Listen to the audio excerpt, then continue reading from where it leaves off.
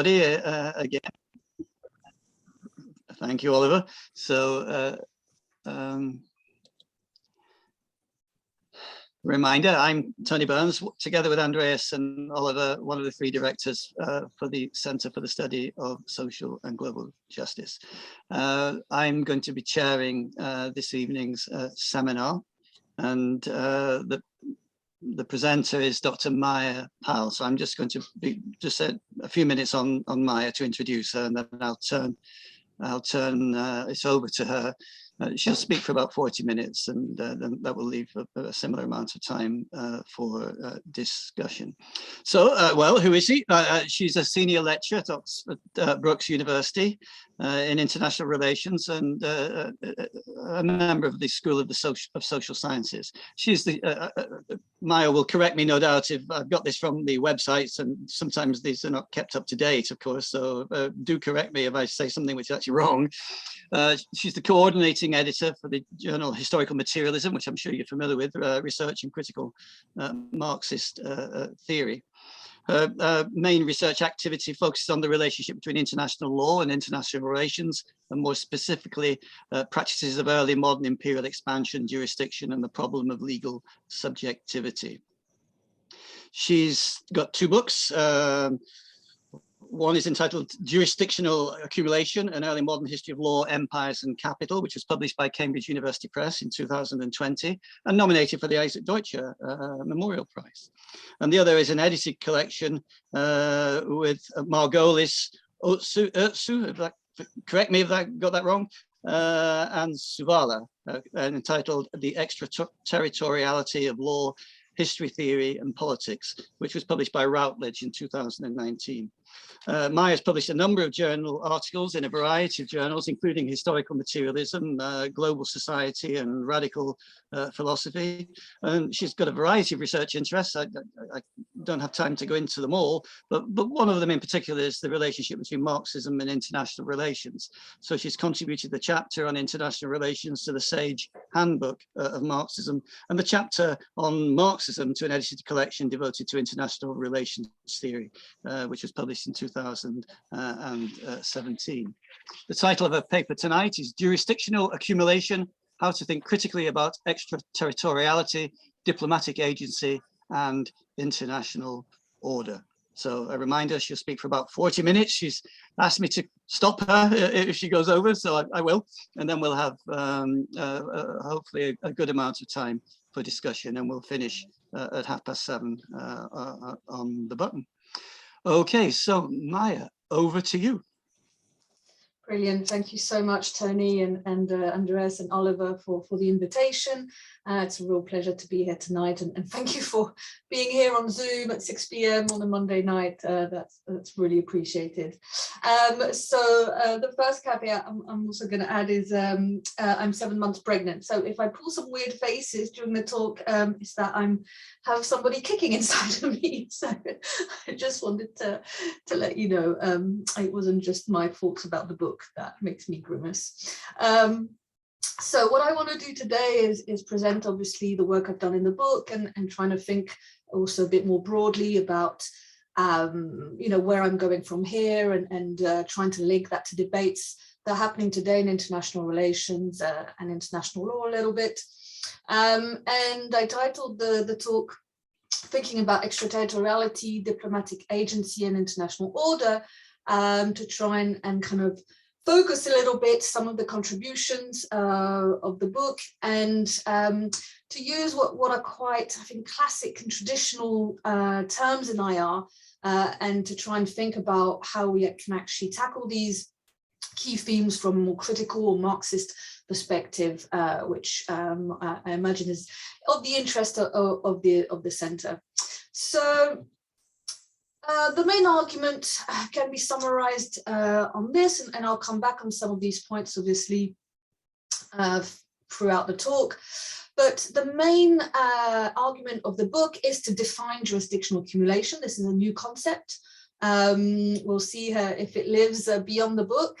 But the idea was to try and identify and emphasize a set of practices of an otherwise neglected set of what I would call sub-sovereign or intermediary actors and processes in the history of international relations and international law. And I take a very kind of combined approach to this history in the early modern period specifically, which is the focus of the book, but more generally also. So I'll try and bring in and hopefully more in the discussion, you know, how this ties into contemporary issues as well, obviously, but the focus of the book is historical. So I do want to warn you of that straight away.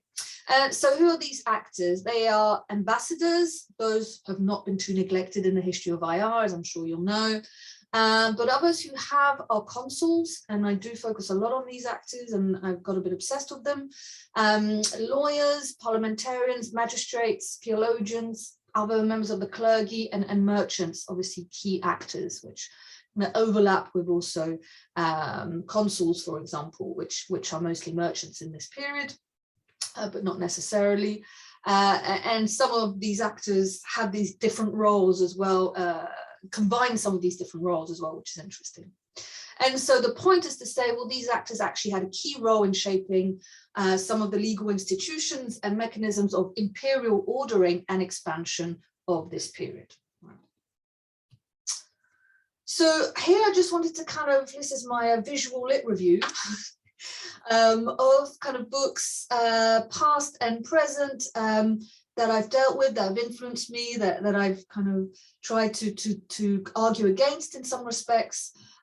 Some I haven't been able to deal with because they're pretty new, the Campling and Colas and the Beyond Ambassadors, but I wanted to kind of put them out there about, you know, debates that are happening today about how to historicize and periodize international relations, which you might be interested in, and I'll come back on those.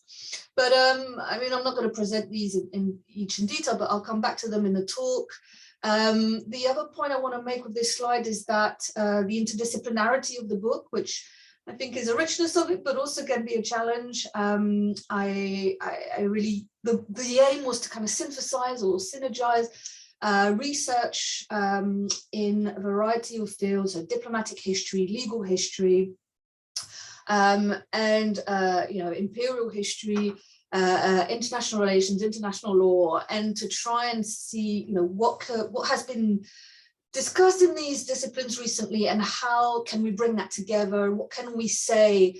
How can we link the blind spots and the overlaps between these literatures? And that was a really interesting exercise for me, which you know, I'm still think is worth doing, and you know, we can discuss that a little bit to some extent later in terms of the challenges of interdisciplinarity. Especially if there are any PhD students in the room, I'm happy to share issues around that. So, you know, there's a literature around there about revisiting sovereignty, revisiting European expansion, right? Revisiting the concepts we use, but also the actors, the processes, issues of Eurocentrism, the law becoming more and more a key topic, and that's a good thing. Something I've been, I guess, arguing for a while. And these intermediaries, or these actors beyond ambassadors, which is something that's coming out. So that's also part of this new trend, thinking of different ways of understanding imperialism in this early modern period. So how these contribute methodologically. So I've tried to kind of list some key debates, again, arising out of the sort of books that I've just listed in historical sociology and Marxism. So that's kind of where I situate myself. And a lot of the work obviously is trying to debunk sovereignty, territory, authority, or rethink these concepts, what they actually mean. Concepts that are often used in a presentist way, right? They're mostly 19th century concepts have been used to explain the early modern period, and that's led to a lot of problems. And more generally, the issue of linearity in international history, right? And how we understand transitions, origins, and I know people in the room have worked on these issues as well for a long time. So trying to think of specifically capitalism and modernity as these big key transformative processes, and how we can disentangle them and break them down a bit better to understand what's going on. And a specific debate that I'm interested in And I think that's really kind of topical at the moment, and it's developed even more throughout my work on the book and since, is the issue of mercantilism or circulation and commercial capitalism, right? And I've kind of put these together, but they refer to different things. So we'll have to be careful how we associate them.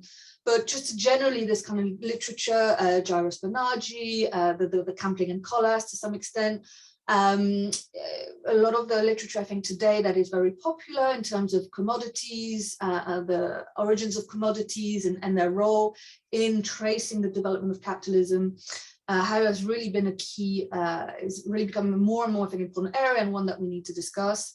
And what I say about this is I kind of contrast this focus on commercial capitalism with jurisdictional forms of capital.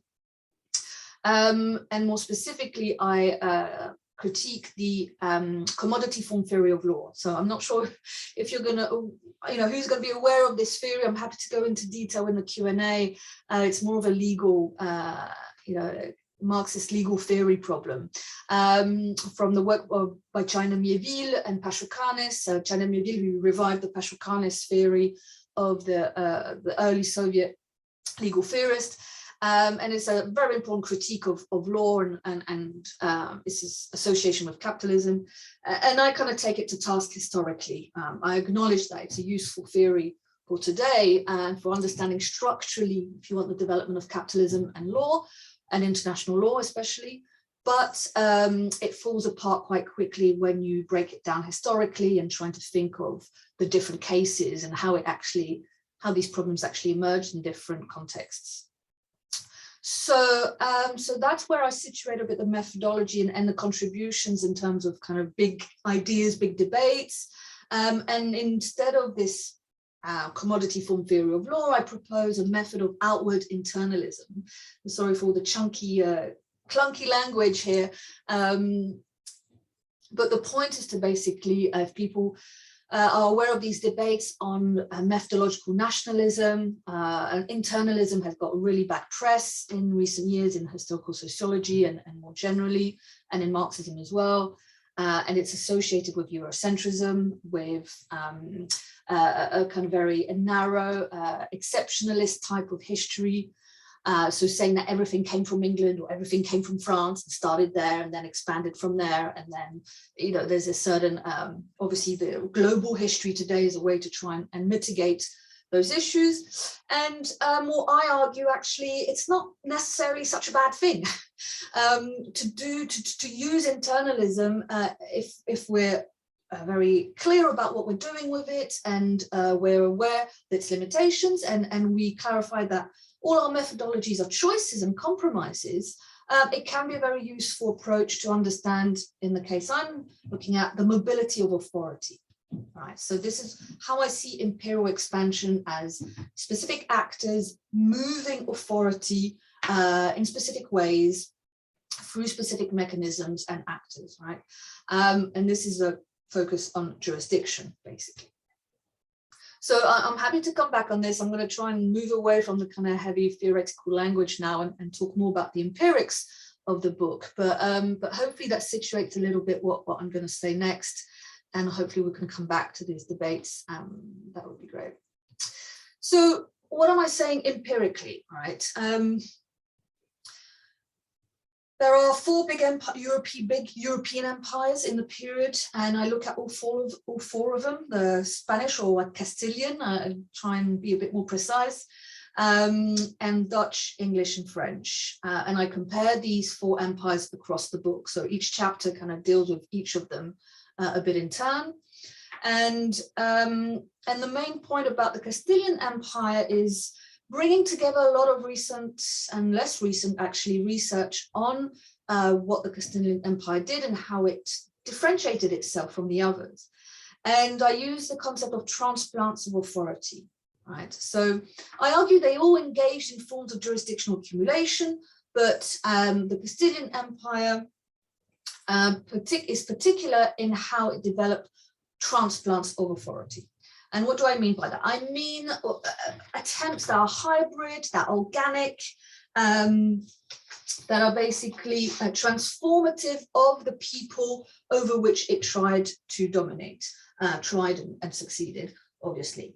So it's kind of a socially wide experiment, right? It's literally transplanting its forms of social property relations, its forms of authority to a different context. And so Castilian colonizers were concerned with people as juridical subjects and as labor, right? So they went in to subjugate people and to make them into jurisdictional or juridical subjects of the empire.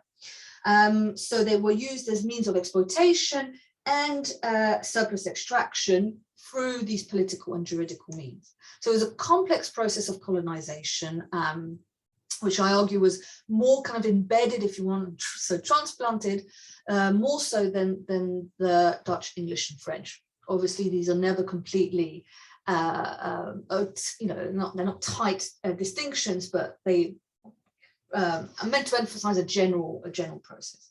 So there's loads of processes like the requerimiento, which I'm sure you've heard about, the encomiendas, audiencias, which were these specific tribunals, and a range of jurisdictional subjectivities which were created. And this gave Indian subjectivity or Indian jurisdiction a voice to some extent, but that only served really the purpose of the empire as well. It created a lot of issues in the empire between settlers, Indians and American Amerindians, obviously, and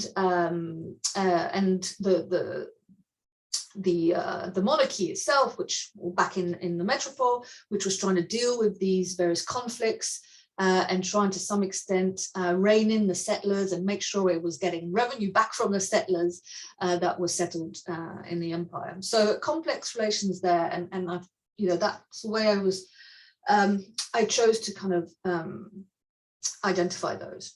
Another key process that comes out of the work is the aristocratization of ambassadors in continental Europe. So I argue this is another key form of jurisdictional accumulation, mostly used by the French, and I'll come back on this later. And this is also using research that comes out of early modern historians who have pinpointed this issue and trying to think about it a bit more concretely as a strategy of class reproduction at the period. And the third point is a transport of authority by Dutch, English, and French empires through notably early modern consuls, settlements, and trading companies. So trading, there's been a lot of work on trading companies in the last few years, and some of the books I mentioned earlier on. So I don't focus too much on those companies, but they're a key element of this different form of expansion, which is more of a transport. So here what we have is we have empires and sovereigns mostly, or representatives of sovereigns, outsourcing the expansion of empire. Right, so we have different actors that are brought in, that are given privileges, that are given representative rights to act on behalf of the sovereign, such as trading companies, such as consuls, such as settlers, and who then take on the role of colonization. Right, and this isn't just a semantic distinction between transplants and transport. Transplants versus transports had implications for a variety of processes further down the line of how people would struggle against empires, what kind of rights and subjectivities they were able to develop, what kind of military battles they were able to wage as well. So it had significant distinctions for how empire was conceived and deployed in various ways. So through these contributions, I kind of revisit early modern imperialism, basically. I guess that's the key contribution. And here I'm going to come back to my 3 topics that I mentioned at the start of the talk. So extraterritoriality, diplomatic agency, and international order, and try and give you some sense of how I'm contributing to each of these and why. These are obviously, I chose these as well because they're expressions that resonate today. We can talk about extraterritoriality today, we can talk about diplomatic agency and order today, and so there's a point to try and link those back to obviously the early modern period. And this is not just an antiquarian project, it's a historical sociology project that tries to link back obviously things happening today to the past, right? So I'll come back to each of these points in a bit more detail in my next slides. But just to mention about extraterritoriality, so obviously it's a bit of an anachronism for the early modern period. Extraterritoriality is a 19th century term that appears in the 19th century, and it's people usually associate it with that period. So extraterritorial courts in semi-sovereign states or empires such as Japan, Siam, the Ottoman Empire, and China, obviously, a range of unequal treaties that the Europeans, I was going to say negotiated, but either negotiated or imposed with these so-called semi-sovereigns, right? And so that's kind of like the classic period of extraterritoriality. But it's also a term that's used for the early modern period. But it's difficult to really use it for that period, and that's why I prefer jurisdictional and jurisdictional accumulation. But it's important to retrace as well the linkage between these different modes of basically authority, mobility of authority, right, as I put it earlier on. And to think about this period of the early modern imperialism as being a period that still remains very feudal, very absolutist in some respects, and mercantilist as well. And we'll talk about that later. But it's also going against this idea that capitalism is meant to have started very early on, and then that's what we had, and that's how modernity kind of set itself up. And a big part of the book is to say, no, capitalism comes much later, and it's not that simple. We can't just bunch together all these different strategies of expansion. We need to be able to differentiate them properly. And then so the other 2 points relate and overlap a lot more, so I've put them together here, but issues of diplomatic agency, which I've been very keen to kind of develop, and how they relate to international order. So what, diplomats have been seen in traditional IR as key actors. That's nothing new there. But the point is to look at them differently, right? And to look at them from a social Marxist perspective, and to see what reveals itself when we look at those actors and those processes from that angle. And so what came out of the research was actually thinking about mercantilism in the Mediterranean, but varieties of mercantilism, right? And that was something I wasn't expecting. And this work on these specific sub-sovereign actors and consuls really brought out the complexity of the Mediterranean in the period. Obviously, the inter-imperial rivalry at the time in the Mediterranean is very well documented and discussed. And obviously there's a whole history of Marxist history about the Mediterranean, going back to Brodel, etc. But I think that's been slightly abandoned in recent years, and that's a shame. And because it really, and there's, we need to resituate that history of the Mediterranean with what else is going on in Europe at the time, contrasting it with what's happening more up in the north and west, and these different processes, and reframe it in the less economic terms. I think there's been more economic work on the Mediterranean and less political work, if you want to put it bluntly. And so I use the concept of social property relations a lot throughout the book, and those who know more about the intricacies of Marxism will know that relates to political Marxism and Robert Brenner's work on social property relations. And so I use this as a starting point to develop this internalism I defend, and build from there onwards, right? So we start with social property relations as the basic way in which accumulation and various processes of various power relations and reproduction begin, and then add various aspects of political and economic expansion onto that. So a bit more detail about each of these cases now. So extraterritoriality is something that I've been working on for quite a long time, and is a broader kind of research agenda. And it's a really interesting process throughout its different histories. And as I said before, the 19th is the key period, and today as well, right? It's really fascinating stuff going on extraterritorially in the world today, and I'm happy to talk about that as well later. But for this book, I was mainly looking at the early modern period, or only at the early modern period, really.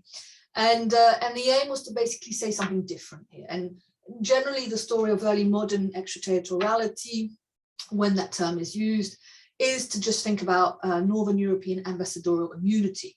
So those who know their IR classics will remember Ruggie's 1993 key text on this, who basically just took from Mattingly, this famous historian, diplomatic historian, who himself just took from Adair, a less known diplomatic historian and legal historian from the early 20th century.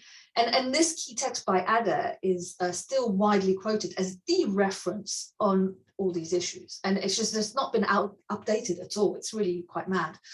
So I went back to those texts, which were, very rich, interesting texts, but which were also really, outdated and were very narrowly focused on specific experiences linked to religious conflicts in northern capitals, right? And these shifts from, set embassies which were forming in these northern European capitals, and this kind of creation of islands of alien sovereignty, as Ruggie calls them. And this is meant to be one of the key processes that marks the emergence of the modern state, of modern sovereignty, right, linked to kind of Westphalia and those key benchmark moments. So it has this really interesting lineage, which is really fundamental to these key concepts of IR, but it's been a bit just forgotten and assumed that, yeah, we dealt with that we know what happened there and let's pass on. And I kind of say no. If we look at these processes, what are aliens, islands of alien sovereignty, or these specific jurisdictional moments of rupture and transition, we see that they're happening in loads of other ways across the period. And there's a whole range of other processes, what I would call jurisdictional struggles or jurisdictional processes, that are occurring and are as important as what is happening in those few key Northern European cities at the time. The other classic story is the Ottoman capitulations, right? So the privileges that the Ottoman Sultan accorded to foreign merchants in a period which were a form of extraterritoriality. And that's obviously key, but again, that doesn't cover everything that's going on. So some of the other processes I look at, I've mentioned already, this aristocratization, which is a really horrible word, of ambassadors. And, I found out through the work that ambassadors were recruited from the aristocracy quite late. It was only an 18th century process, and it was quite a clear strategy, and there's still more work to be done on this and archival work that needs to be done. So I don't want to, this is more still a bit tentative, but I would defend the hypothesis that it was a strategy of class reproduction led by France in the 18th century, by Louis XIV. So a bit, started with Louis XIV and really set in place a bit later, of finding an occupation for this nobility, right, and giving them key roles in capital cities and embassies, making sure that the threats to their authority were ensured, and that the nobility was most importantly defending the sovereign and representing the sovereign, right? So you see these absolutist sovereigns trying to really assert themselves across Europe, all the way to Russia, by implanting these nobles in their stead. And before that, ambassadors were recruited from a whole range of social backgrounds. So it was quite a specific process that happened. So that I found really interesting, if we think more broadly about the social origins of these key moments of IR history, and we dig a bit deeper in who was actually doing these, we found some interesting things. And the counter to those are consuls, right? Again, so these were diplomats, and they had a dodgy status because they weren't recognized in the same way as ambassadors were, but they, in some, especially in the port cities, so they were placed in trading cities or port cities across Europe and beyond Europe as well, but obviously most of them were in the European regions. And they were meant to represent the foreign nations, right? The small colonies or small, what they were called nations at the time, groups of foreign merchants belonging to a particular country. And they were of the nationality of the port in question, right? So they were foreign to the actual merchants they were representing. They had a wide set of rights and privileges and duties, which were political, economic, cultural, legal. They were judges, solicitors, notaries. They did all these kind of roles. So they were powerful people, basically. They made money. Some were allowed to trade, some weren't.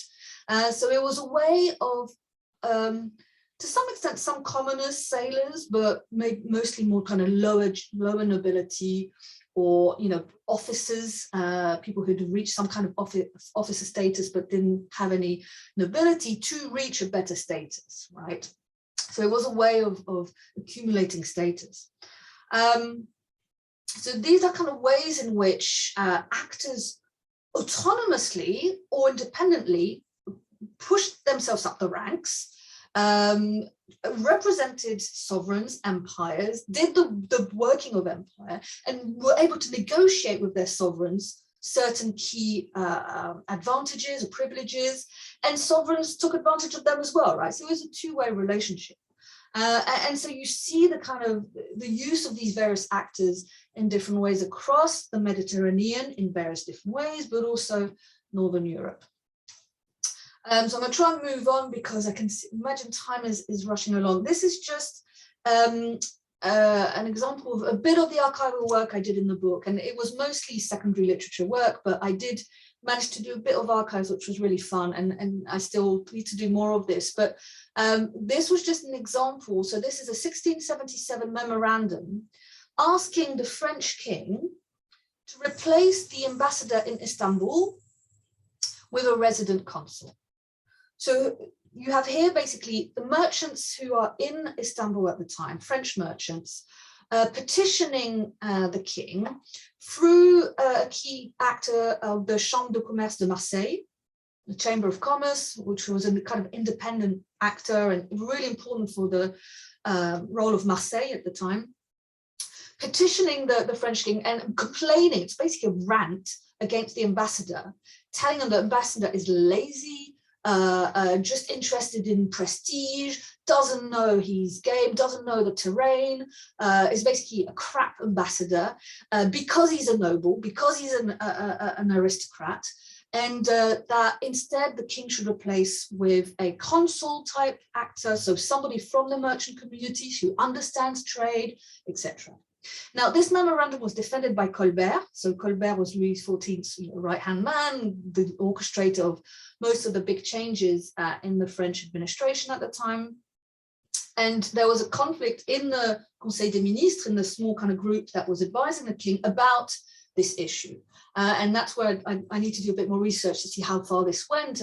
But it's just a nice illustration of the actual complexity of the strategies being deployed in the Mediterranean at the time, and this clash between this strategy of aristocratizing ambassadors, of placing these ambassadors across the empire, but also the different strategy of no, let's put people who are traders, who are have a different approach to relation with the empire. Remember, at this time, the Ottoman Empire is the most powerful actor, right? The French and the British are fighting over a rising dominance in the Mediterranean, but they are, the Ottomans are still maybe starting a little bit to show some weaknesses, obviously. It's not an all-powerful actor, but they're still the key actor here. So this was a very important embassy in Istanbul to be represented at. So what this says about diplomatic agency, more generally, to come back to kind of general issues, there's this basically forced separation in the literature of political and economic domains of diplomatic history. So ambassadors or the political diplomats and consuls are the economic ones. And that's really false and problematic. And I try and kind of show this through the jurisdictional or political role of these consuls and how important they were. And that diplomatic history has been really key to international relations and international law, right? And so it's about trying to debunk that a bit. And so these traditional narratives of the emergence of modern state system based on kind of more Northern European experiences Westphalia, the key example. I'm not going to go back on that one again, but you know, that or other treaties that have been discussed too much, but also intellectual history and doctrine, which is still a key topic in these disciplines, right? And you know, what we're lacking, I think, is more social and Marxist history of diplomacy and international treaties, etc. So finally, what does it say about international order, right? So I've mentioned this kind of varieties of mercantilisms that I'm exploring, thinking about these different diplomatic actors, shaping something I haven't mentioned is the Christian, non-Christian legal space. And there was some interesting things came out as well in the archives about how consuls or diplomatic actors would fight each other. So French, British, Spanish to some extent, Dutch especially, would fight each other, but would come together as a Christian community when they wanted to be against the Ottomans, right? So there's this kind of Christian brotherhood of like, you know, interfighting, but then, you know, we're not the savages that the Ottomans are, right? So that really came across quite early on already in the early modern period, even though if it's, you know, it's much more set in stone in the 19th, but we can see already some signs of this, and you know, I'm something I'd like to work a bit more on. And then this issue of European expansion as trade and circulation of commodities versus the emergence of capitalist social property relations. So, you know, the book isn't about primarily this problem of transitional origins, but it's obviously latent throughout. And it's a difficult question, obviously, and I'm happy to come back on it. But I guess my point was to try and say something that contributes another layer, if you want, to this debate between circulation and production, and try and think more about the range of so-called private mechanisms and practices, reformulate a bit those distinctions, and try and think of what is specific about this period, and not just see the early modern as this kind of transitional period that, you know, ushers into modernity. And the word early modern is really problematic for that reason, but seeing it as something sui generis, like in and of itself, that could have gone in various different ways, and that wasn't necessarily going to produce modernity. That other things were in tension during this period, hence jurisdiction. I'm not going to go into detail here. This is just an example of the specific French jurisdictional struggles. If you're interested, I totally love to discuss it. I got really into this kind of little rabbit hole while I was working, but it's so complex and interesting, the various jurisdictional bodies and institutions that are fighting each other in 17th century France, and the role of Marseille. And you have a beautiful here representation of Marseille, of the port of Marseille, which hasn't changed too much if you've been there in some respects, a bit less boats or less of these kinds of boats. But it's just a fascinating history, and I think I'm going to be working a lot more on that in the future. But just the tensions and the different struggles that are happening at the time, and the way in which it was a balance and a collaboration effort. You know, the French state wasn't set to win necessarily. Marseille declared itself independent from the French monarchy for a period, and it was Louis XIV actually sent the army there to keep it in check. So here I am with kind of the future and the end of this talk. Obviously my big claim is jurisdiction, trying to think about that as, you know, possible new research agenda, and how it can say a lot more than sovereignty in many ways. And think about all these new ontologies, and I'm still thinking about them, but all this work at the moment on maritime factors, terraqueous sovereignty, concepts of multiplicity, which seem to be very popular in IR at the moment. And I'd like to do more archival research, so we'll see how I can fit that in the coming years, and go, you know, look more into consuls as a way to maybe not just fall into this idea of let's now just think about the maritime, but actually think about the intricacies of these different maritime, territorial, and other concepts. And the other big, I guess, issue is Eurocentrism, right? That is an important one for everybody to tackle and to think about, and I talk about it quite a lot in the book and explain how I think my book deals with the problem of Eurocentrism, and so I'll be happy to come back on that as well. And one way is I distinguish between origins and expansion, I think, as a way to deal with that. So I think that's it. Thank you very much for listening. I hope I didn't ramble too much, and look forward to questions. Brilliant. Thank you very much, Maia. Good. Right. I was just going to say, perhaps if you unshare your screen so that we can actually, that's great. And if as many of you as possible, or feel comfortable, could actually switch your cameras on so that we can actually have a proper conversation with people we can actually see, that would be spiffing. That would be very good.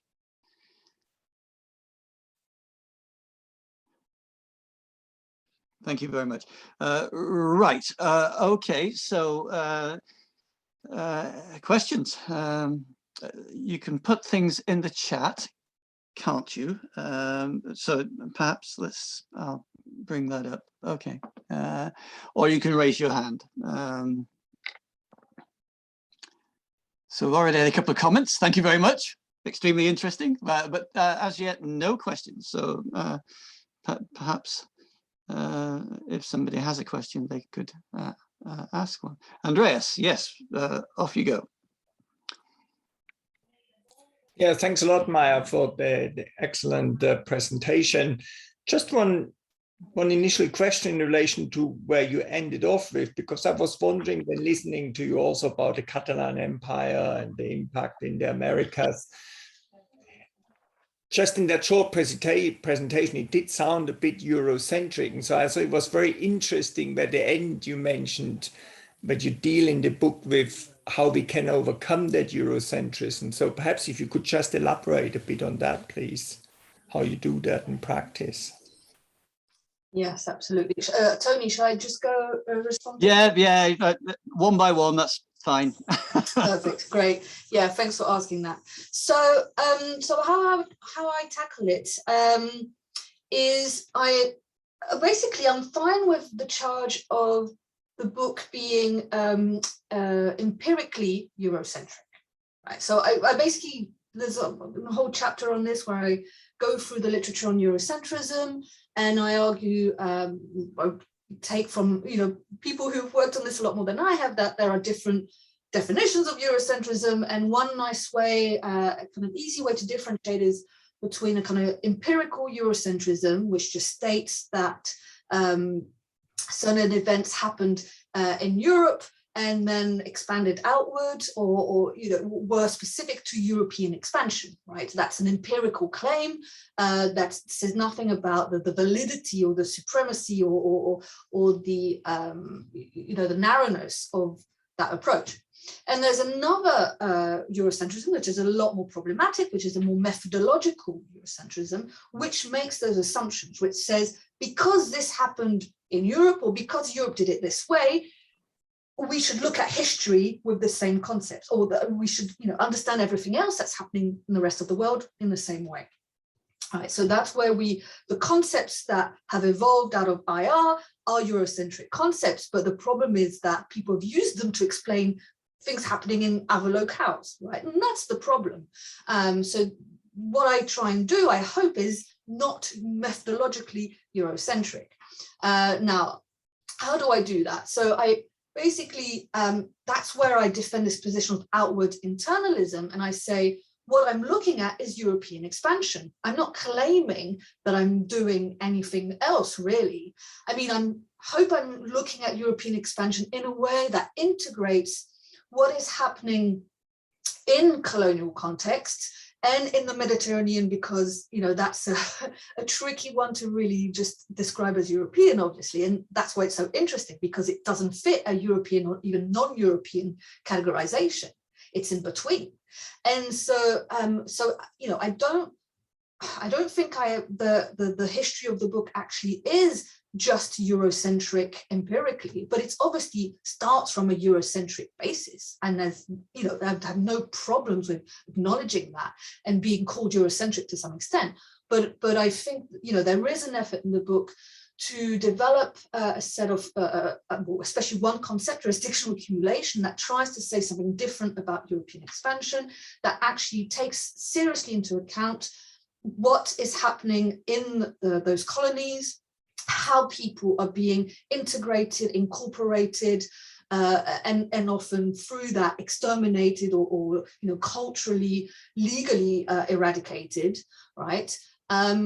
So it's trying to bring those processes into play, and therefore not necessarily use the assumption, obviously going against the idea that European model is the best or is a standard, or that Europeans went with a mission to civilize that was neutral and full of hope and etc. We all know obviously that that's ridiculous. So methodologically, it is trying to do something a little bit different, but it's such a key debate today, and the question is, can you ever escape those Eurocentric concepts? How can you write a global history? Now, I'm not claiming to do a global history, and my work is limited as well to the American contexts and the Mediterranean. So what those same empires are doing in the Asian context is another story. I think it fits in certain respects with some things I'm saying, and I obviously discussed the East India Company to some extent for the Dutch, because that was the kind of the key area, although they did quite a lot of things in the Americas, but that whole part of the story is missing, there's no doubt about it, and a lot more work needs to be done. So yeah, that's just the start of an answer to that question. If something's not clear, but it's such a big one. Yeah. Thank you. Very good. Thank you very much. So I can't see any other questions, but there is a comment in the chat from David Fishman. Thank you very much for switching your camera on. So we could turn that into a question, couldn't we? The research by Jairus Banerjee on commercial capitalism seems to be very relevant here. I agree, it does. So perhaps you could say a little bit about your relationship to Jairus Banerjee. I mean, not personally, but his work on commercial capitalism, whether you agree with it, disagree with it, how you locate yourself against his approach. Yeah, absolutely. And I mean, more generally, and I think, Tony as well, that links to you as well. How do we use Marxist transhistorical concepts, right? And what are we doing when we're doing Marxist history? What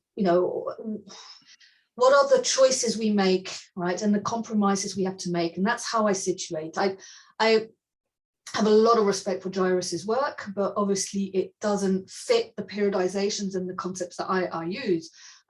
So especially his recent book, Commercial Capitalism, does make quite a claim that capitalism is identifiable way into the ancient period, right? So it really traces back forms of capitalism called commercial capitalism quite far back. Now, for me, that's obviously, I take a political Marxist approach to the transition, which identifies capitalism as emerging in early modern England and 16th century England as a much more specific process, which is based on the transformation of production, of labor, and obviously focuses on wage labor specifically, but not only, right? Wage labor in the politically contested and constituted conditions, right? So how I understand commercial capitalism is that it focuses a lot more on the role of merchants, putting out systems, specifically on the fact that, so Jairus is a response to a lot of the political Marxist arguments to say, well, there was wage labor in loads of other contexts. He's right? Of course he's right. Of course wage labor existed before it appeared in early modern England. And nobody in political Marxism is denying that. The difference is that it emerges much more systematically. It lays the basis for a much broader movement of industrial revolution that occurs further down the line. And the pockets of if you want, wage labor that happen across Europe and in other contexts, which I know less about, so I won't adventure in those kind of Islamic and Asian contexts. But in Europe, at least, there are in a very small manufacturing or artisan locales, and you do have these kind of manufacturing bosses that put on pressures on artisan workers. Those are so concentrated and specific to certain activities, whether it's textile or the production of certain goods that are then sold on markets. But they're so concentrated, and they're not linked together in a specific political context, which allows for them to develop. So if we take the example of France, Xavier Lafrance has written a big book on this, on I can't remember the title of the book now, I've got it over there, on capitalism in France and how it emerges much later in the 19th century, late 19th century even, because there is such a strong class structure and corporate structure that defends workers' rights against these sort of manufacturer bosses, employers who are putting pressure to some extent, but they hold fast. And there isn't a political, there isn't a centralized state like there is in England that enables a class of capitalists, an emerging class of capitalists, to really take hold. And there's constant tensions in France between peasants, and the nobility, the king, and these various actors. And that comes about when I had that slide on the French jurisdictional struggles, right? This notion of jurisdiction is actually really key to understand not the resilience, because it's not like capitalism is waiting to emerge in these spaces, but explains the specificity of these contexts in terms of the way in which they operated, which were through these very autonomous institutions regionally, which relied on strong property rights of either the nobility or the peasantry, and which enabled them to maintain their conditions and their rights. And we see this in France still today in many respects, right? But in England, we have a really specific case where we have a centralized monarchy which defends the rights of this emerging tenant farming class, the yeomen, or which then become, this rising gentry, and which really then associate with the landowners, and which enclose the land on grand scales, which also participate in colonization and start reproducing those processes elsewhere. And that's a specific, a specific development. There are debates about whether this happened in the Dutch case, so I can come back to that now, but I have an argument for why I think it didn't happen. Okay, thank you. So I don't know, David, did you want to comment at all? Feel free not to. That's right. I thought you might.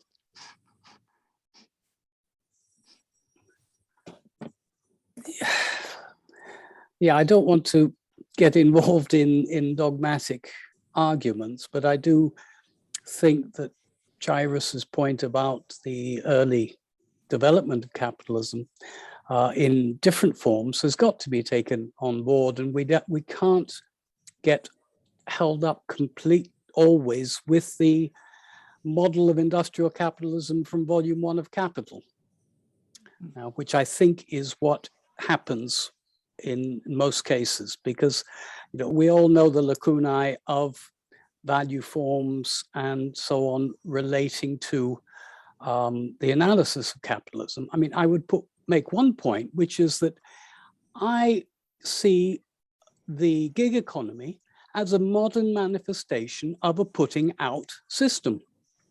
So here we have a putting out system which we associate with you associate with pre-capitalism, now being one of the forms of organization of a 21st century capitalism.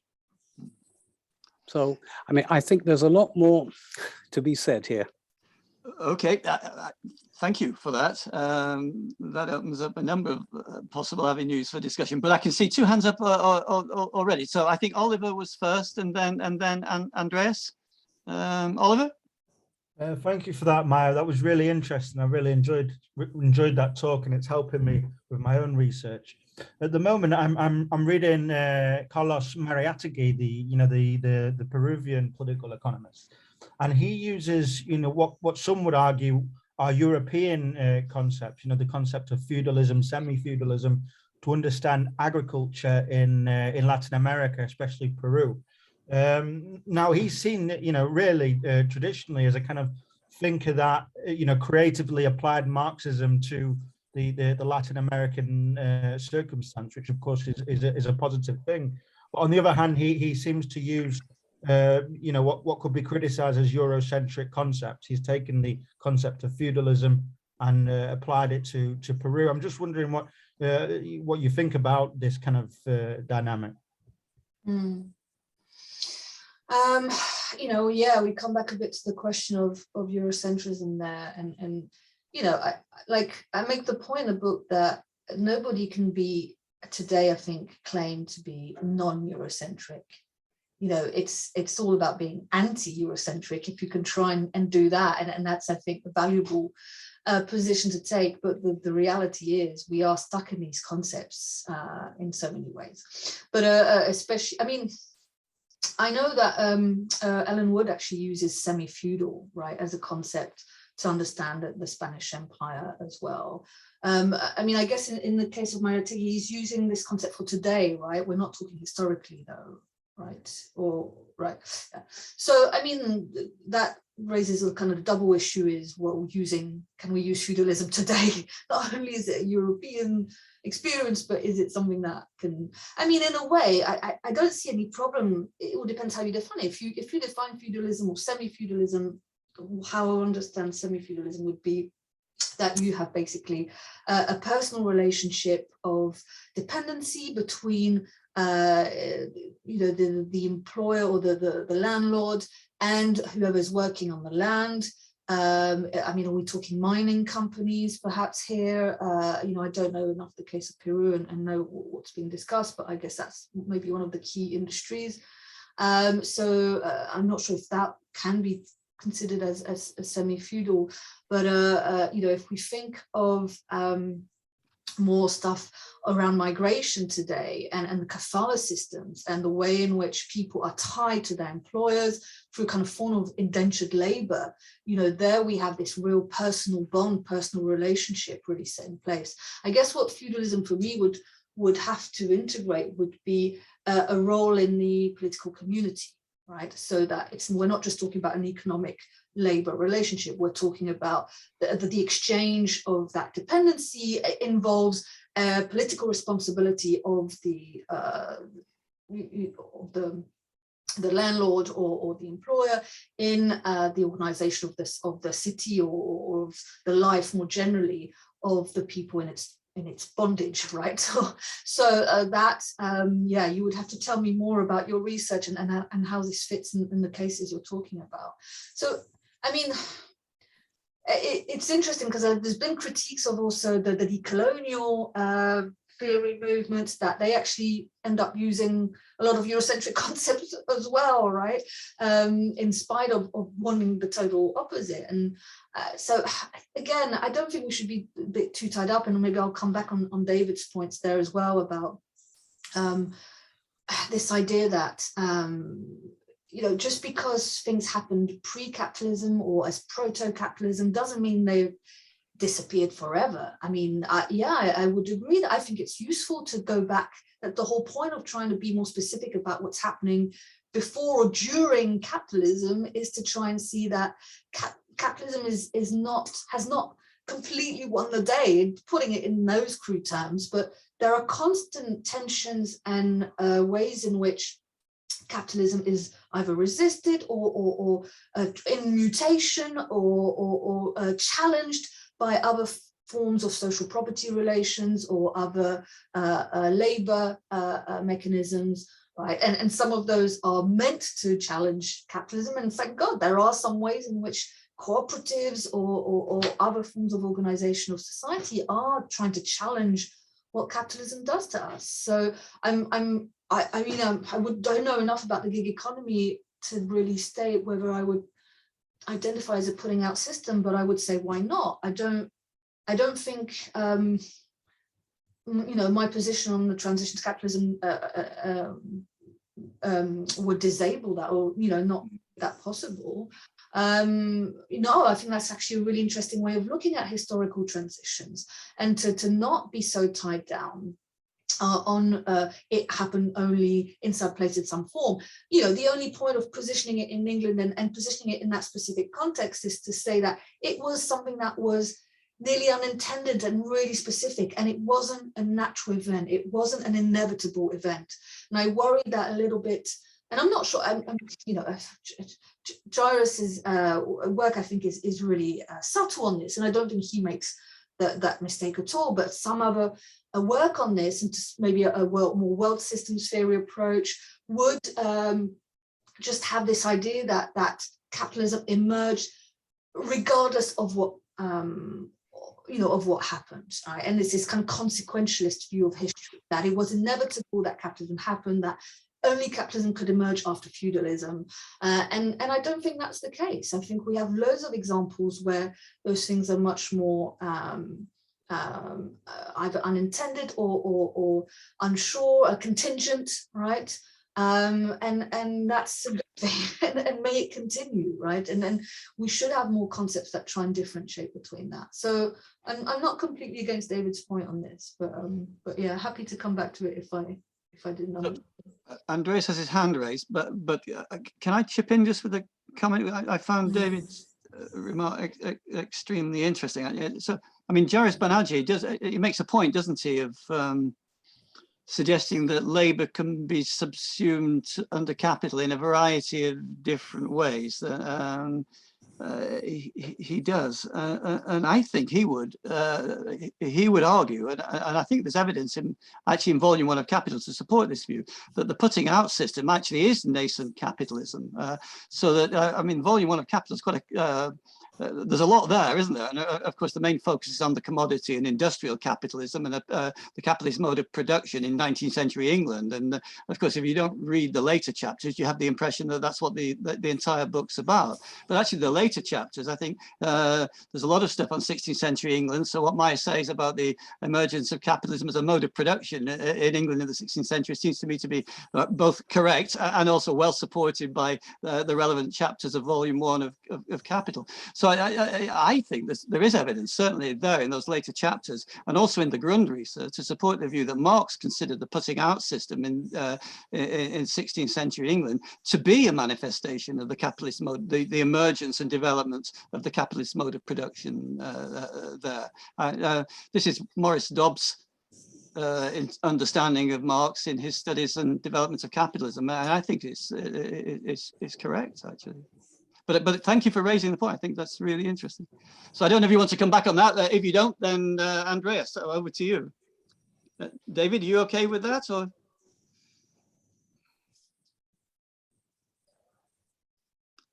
Yes, I'm fine. I think the main point I think that we need to consider from Jairus's work is that we mustn't fix just on the production sphere. And in fact, in Jairus's work, and I agree with him, really you have to look at production, circulation, and exchange as being all part of the same system. Yeah, it's not just production, but I'm glad that we're getting some flexibility and consideration of these points. Mm-hmm. Okay, thank you, David. Right, okay, Andreas, over to you. Yeah, thanks a lot. A question along similar lines. I like your political Marxist outline. I myself would ascribe to that position when it comes to transition. But in your book as such, does this issue of transition actually play a big role? Or do you focus on the social poverty relations approach in order to compare different kind of perhaps feudal-based empires, or how you want to describe them? Yeah, is transition actually at the foreground? Is that an issue, or would it not play such a big role? No, it's not the key research question. So I try to kind of lay this out at the beginning, that I'm not it's not an intervention primarily on the transition, but those debates appear, especially in the Dutch discussion of the Dutch case, and to some extent in the English case, although I just kind of state my position with the English case and elaborate on the key kind of certain key legal aspects of the transition. So the role of the common law is really important in the processes that Marx himself describes, as Tony reminds us, and also to some extent in the process of colonization he describes. But then more generally, the work of the early political Marxists, Alan Wood and Brenner, also focus, if sometimes more implicitly, but on specific legal processes. So I kind of just retrace that. But in the case of the Dutch, I did spend a bit more time on that issue there because it really interested me, and I was trying to look at really just set the scene of that debate. So the work by I can never remember how to say his name, Pepijn Branden, on the Dutch case, wrote a book with Brill a few years ago, Wall, the State, and something power. My real book titles is fading me today, but really interesting book, more from the kind of Arrighian perspective, and to some extent Bernardi's, but more kind of general focus on merchants and circulation, as David was referring to, and just assumes that there are capitalists, and the Dutch case is a case of nascent capitalism, but it failed. So it agrees with Brenner to some extent. Well, Brenner does also make that point that there could have been capitalism in the Dutch case, but it didn't in the end come through. Ellen Wood disagrees with him on this, and she says, no, actually there wasn't the sufficient conditions, there wasn't the market imperative that is, she argues, necessary and that you could find in England. And so I dug a bit deeper into this from a legal perspective, and I'm not completely settled on this question because I haven't done, I'm not a Dutch historian, and I obviously know a lot more about the French and English case than I do the Dutch, and look a bit more about the Castilian case or Spanish case. But I, started looking more into the Dutch, and the role of magistrates there is really key, and this problem of market dependence and market imperatives is really interesting. And the main region that is important for this specific economic boom that is associated with the Dutch cases is Holland, obviously, and the kind of more trading maritime regions. And what happens there is you have the specific class of magistrates which are key to this development, but they also fail to really reproduce themselves as a class. So I think there is a lack of that element that you see in other cases in the English, where you have this specific class that manages to take on the role of production, that goes beyond just the profits of circulation, and that establishes itself as a key driver of broader changes in social property relations, right? So that's how I position myself. But in a way, I sort of avoided a bit the debates on transition because I didn't want to be stuck in just those. I wanted to say something more specific about the early modern period, and I agree that circulation needs to be revisited, and we need to go beyond that binary, right? And we need to think, and a lot of the work today is more focused on circulation, and there are probably good reasons for that. If we look at logistics today, at the role of maritime trading, the way in which those issues of circulation are reoccurring, and how they're shaping capitalism today, of course. But yeah, my point is that I think we can integrate a different set of practices in that. And what's interesting with jurisdiction in it is that it overlaps on both, right? Because the actors that are involved in circulation, so these consuls, but more generally, I guess, sea captains, or if we want to call them explorers or colonizers, whatever, had to take on these jurisdictional roles and privileges and duties. And we see this throughout, the history of the seas, right? The specific jurisdictional issues of the seas are really key. And the international law of the sea today is a really specific domain and difficult and complex, but really worth understanding separately from what else is going on. But jurisdiction is also key on land, if you want, or through that relationship of what's happening on the sea to the courts on the land is really key. So the struggles in the English state between the admiralty courts, admiralty courts, I can never say the word as well, and who was able to basically have the final word on what was happening at sea. We see the debate around slavery based on that, right? So slavery was allowed as long as it wasn't basically on English, in English soil to some extent. So those issues were really key to how capitalism adapted, how capitalists made sure that they maintained their profits, etc., and their interests. So yeah, I find that jurisdiction is this useful bridge between issues of circulation and production. So it's a bit of a sitting on the fence third way. Easy get out way from those really tricky debates, right? And but the debate is it's about volume 3 as well, and I'm not at all a Marxologist able enough to look into those debates, but I know Jairus has written a lot about this, and there's a lot more work now on Capital Volume 3, but it's so tricky, right? And I'm not in the game of, well, Marx said this and therefore, right, where that's not what we should be doing, I think. Not that I'm accusing Jairus of doing that at all, actually. He's having his own theory, and he points out where he thinks Marx was wrong on these issues. And it's I'm really looking forward to having more debates with Jairus about this and other people who are looking at this. So I think the idea that Marxist historians are into the idea of theoretically informed empirical research.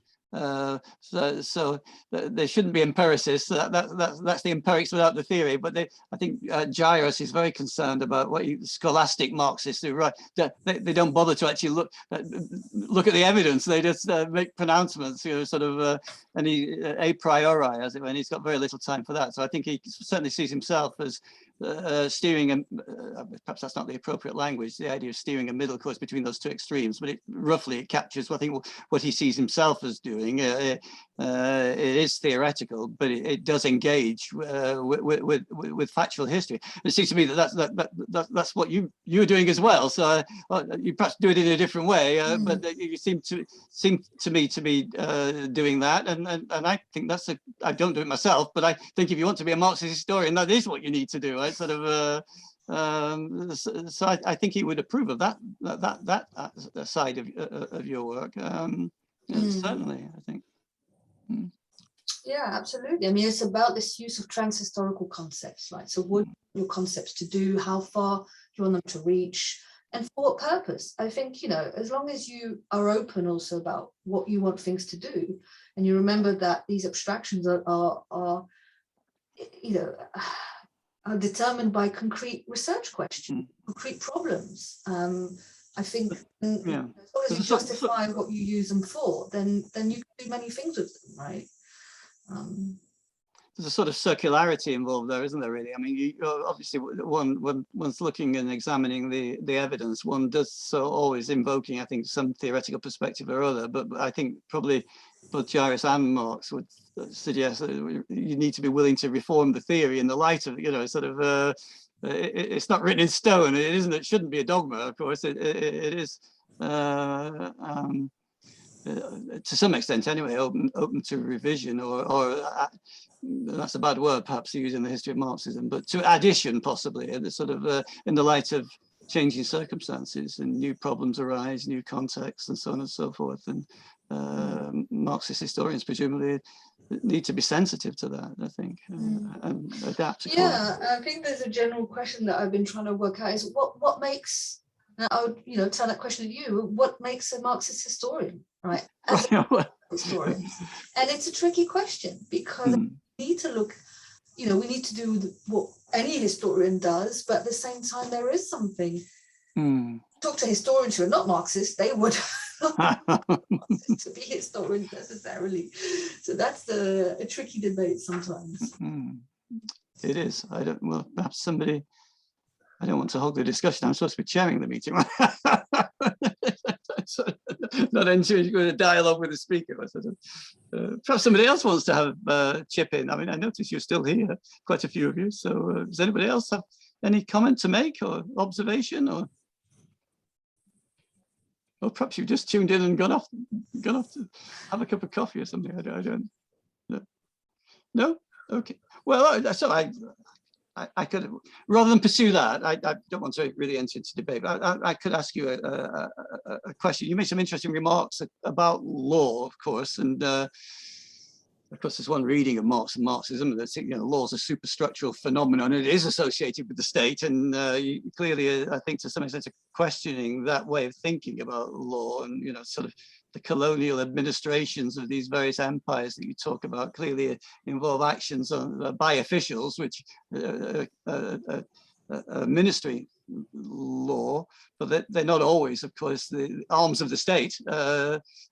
Some of them are associated with companies like trading companies like the East India Company, and so there's actually a complex relation going on there.